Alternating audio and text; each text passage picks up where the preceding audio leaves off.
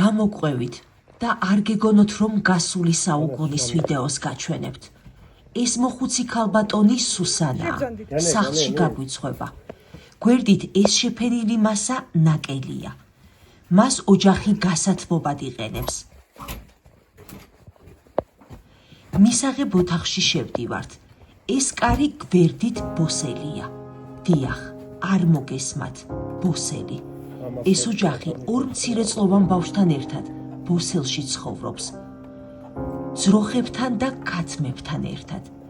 გინახავთ ოდესმე ასეთი გაჭირვება. თვალებს ვერ ვუჯერებდი ეს რომ დავინახე.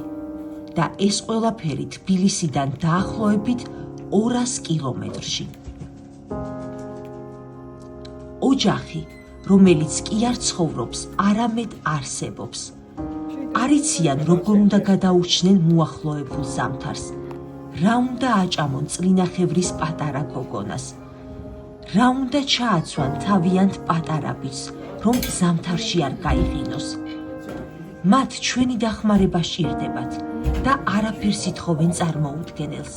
საკვები პროდუქტები, თბილი ჩასაცმელი, ელექტროფურა, რომელზეც საჭმლის მომზადება შეძლებენ, თბილი ადიელები და საფნები. შეუძლებელია ამ გაჭირვებას გვერდით ჩაუვაროთ.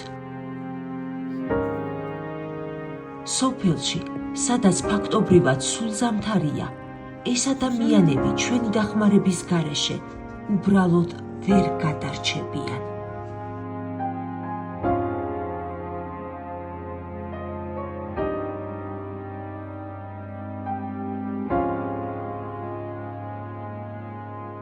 გადარიცხეთ ნებისმიერი თანხა ჩერნოვეცკის ფონდის ოფიციალური საიტის მეშვეობით.